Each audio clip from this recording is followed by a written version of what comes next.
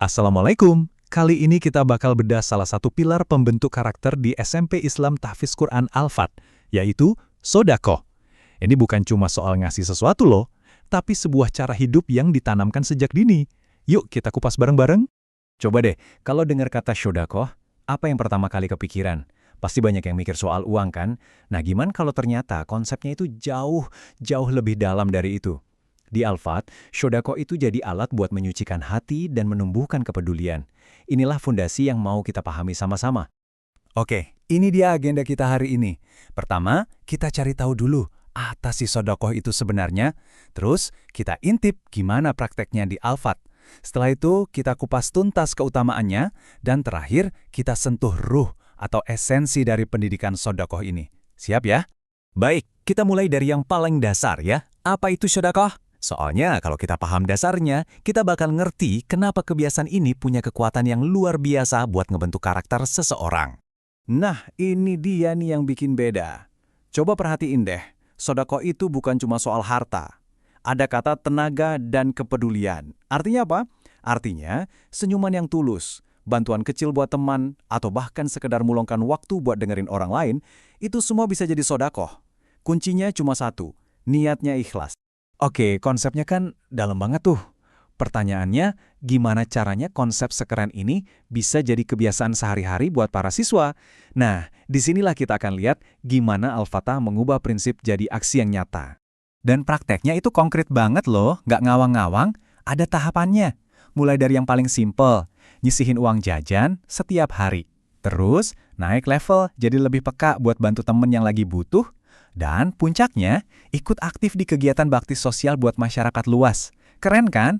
Ini tuh kayak tangga pembelajaran karakter yang benar-benar efektif. Sekarang, kita masuk ke bagian kenapanya. Kenapa sih kebiasaan ini penting banget buat ditanamkan? Soalnya, dampaknya ke karakter dan spiritualitas siswa itu, wow, luar biasa besar. Ini benar-benar soal transformasi dari dalam. Saya pengen Anda coba renungkan pertanyaan ini sebentar. Kalau memberi itu udah jadi kebiasaan, bukan lagi paksaan atau beban. Kira-kira karakter seperti apa ya yang bakal tumbuh di dalam diri seseorang? Jawabannya benar-benar bikin takjub. Dan ini dia jawabannya. Lihat deh, ada 8 buah kebaikan yang bisa kita petik.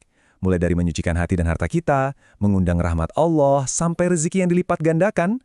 Ini bukti nyata kalau manfaat terbesar dari memberi itu sebetulnya bukan buat yang nerima, tapi justru buat diri kita sendiri, si pemberi. Baik di dunia ini, apalagi nanti di akhirat. Tentu aja, semua keutamaan yang luar biasa ini bukan karangan, tapi punya landasan yang super kokoh. Akarnya langsung dari petunjuk ilahi, atau yang kita kenal sebagai dalil, yaitu bukti dari Al-Quran. Yuk kita lihat kekuatan spiritual di balik kebiasaan ini. Ayat ini jelas banget ngehubungin aksi memberi dengan proses pemurnian. Kata kuncinya di sini adalah membersihkan dan mensucikan. Jadi bisa dibayangin ya, setiap kali kita memberi, kita itu sebenarnya lagi membersihkan harta kita, dan yang lebih penting lagi, menyucikan jiwa kita sendiri. Dan ayat ini ngasih kita satu lagi hubungan sebab akibat yang keren banget. Sodaqoh itu kan termasuk perbuatan kebaikan ya kan? Nah, ayat ini menegaskan kalau rahmat Allah itu dekat banget sama orang-orang yang berbuat baik. Jadi, dengan membiasakan memberi, kita itu kayak lagi aktif mengundang rahmat Allah datang ke hidup kita. Oke, sekarang kita coba rangkai semua potongan puzzle ini buat ngelihat gambaran besarnya. Apa sih sebenarnya ruh atau esensi utama yang pengen ditanamkan lewat pendidikan sodaqoh ini? Jadi, inilah tujuan utamanya. Pertama, ngelatih hati biar nggak terlalu nempel sama dunia. Kedua, ngebangun jembatan empati dan solidaritas sama sesama. Ketiga, yang ini kuat banget, mengubah mentalitas kita dari tangan di bawah menjadi tangan di atas, membiasakan memberi sebelum meminta, dan terakhir, menjadikan kepedulian itu bukan cuma aksi sesekali, tapi jadi bagian dari jati diri dan akhlak mulia kita. Sebagai penutup, mari kita renungkan pertanyaan ini. Kalau satu kali memberi aja punya kekuatan buat membersihkan, bayangkan dampak akumulatif dari kebiasaan yang dilakukan seumur hidup. Bukan hanya bagi individu, tapi bagi seluruh masyarakat. Dunia seperti apa yang bisa kita bangun bersama?